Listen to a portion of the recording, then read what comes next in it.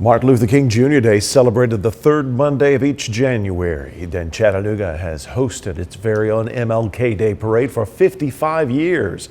The first march they had, organizers say back then they had to sell bumper stickers to raise funds for the celebration. Well, today's march, we found a 10-year-old who spent the day in the cold marching, and he shared why he wanted to celebrate Dr. King. I wanted to celebrate my race and celebrate Martin Luther King, to celebrate how brave he was and how much he meant to everybody, no matter what race. Part of the route includes MLK Boulevard every year. Chattanooga residents gather each year to pay tribute to Dr. King, reflecting on the impacts of his actions in which he stood up to racial injustice. A grand opening is planned for the Medal of Honor exhibit for Signal Mountain's own Captain Larry Taylor. Captain Taylor was awarded the Medal of Honor in 2023, more than 55 years after his heroic actions during the Vietnam War. Captain Taylor is credited with saving the lives of 4 Army Rangers June 18, 1968, while piloting a Cobra gunship. The grand opening of the exhibit will be March 29th at the Coolidge National Medal of Honor Heritage Center. You can find a link to buy tickets on our website. There you saw part of the astronauts, part of the Medal of Honor. Coming up next on Local 3 News at 11, a local woman is fighting for her husband's freedom. She says he's behind bars for a crime he did not commit.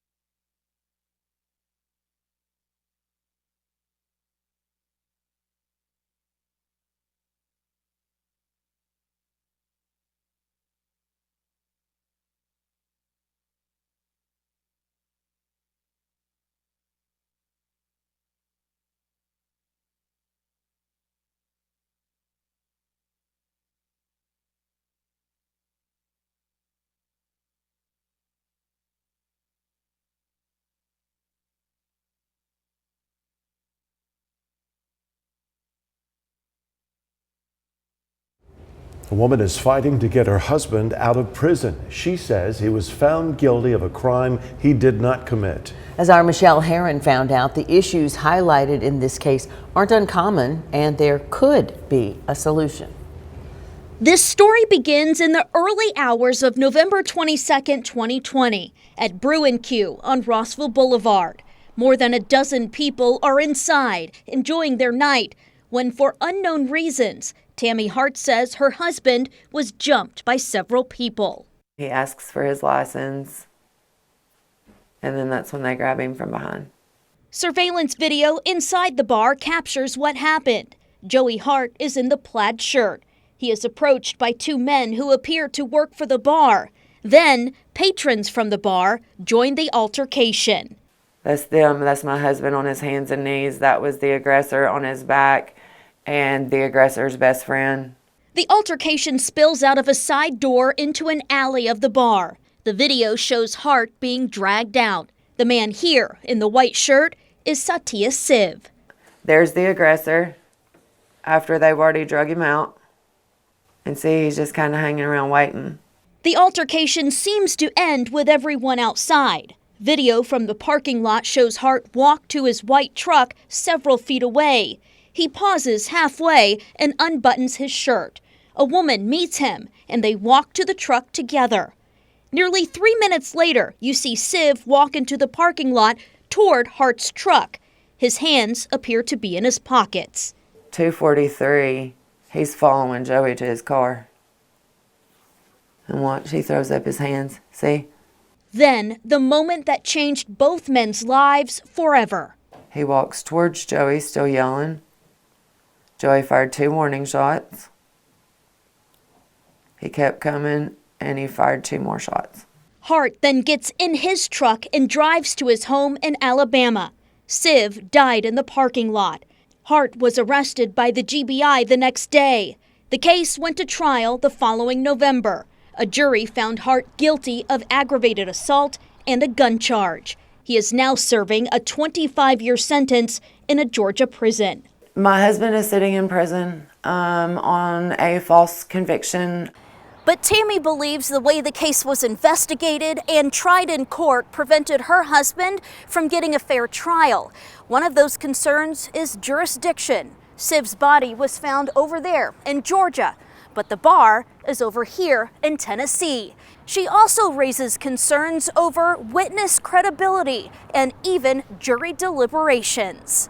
Notes from the case file show the jury asked to review a witness statement, rewatch the surveillance video, and for clarification about the stand your ground law. All things, Tammy says, the judge denied. And when they asked for things for that judge that had already been entered into evidence, he can't deny them those things that they needed to see again. Who's to say that those things aren't what they needed to find my husband innocent? Particularly in this case, there's some issues about, was venue proven correctly? Were there other witnesses involved that were more than witnesses? And it were things like that that you have to go back and evaluate when you determine if a conviction is worthy to stand or not to stand. Issues after a person is convicted of a crime aren't uncommon. Local attorney Neil Pinkston says they are usually reviewed from a conviction integrity standpoint, and more DA offices are getting on board. The University of Michigan Law School shows there are more than 100 conviction integrity units in the U.S. One is in Atlanta. 2 are in Tennessee, 1 in Nashville, and 1 in Memphis. Their job as a prosecutor is to review to make sure that someone was given a fair trial, there were no issues that should come back and be reconsidered. And a lot of DA's offices, especially in the larger metro areas, have developed such units, and I think it shows the need for those. Tammy is working with a legal team to hopefully have her husband's case reviewed and bring him home from prison sooner rather than later. We just want them to make it right. He doesn't deserve to be where he's at. Does not deserve to be where he's at. That was Michelle Herron reporting. The Walker County District Attorney's Office, which tried Joey's case, does not have a conviction integrity unit. And we wanted to know if District Attorney Cody Wamp supports conviction integrity units in her jurisdiction, but we have not yet heard back.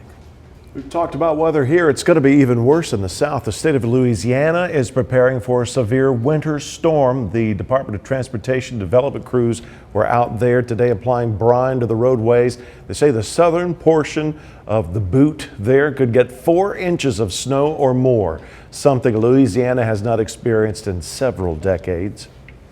The state has been working for over 8 days to do everything in its power to prepare for this winter storm. And I urge you to please heed what we are saying and what your local officials are saying as well. It is extremely important to stay off the road. Unless you absolutely need to be on the road, stay at home and stay warm. Governor Landry went on to say the Mississippi Bridge will likely be closed. He asked everyone to be patient with the parish and local governments as they clear the roads and the bridges. Louisiana's going to get it. Houston's going to get a big hit. Some places in Georgia, too. The governor's declared a state of emergency some places. We are fortunate to be just as far north as we can be. Yeah, I Huh? wonder how many people in Louisiana have long johns, right? We talk about kidding. that all the time, right? I know, they better need start. to layer. Oh.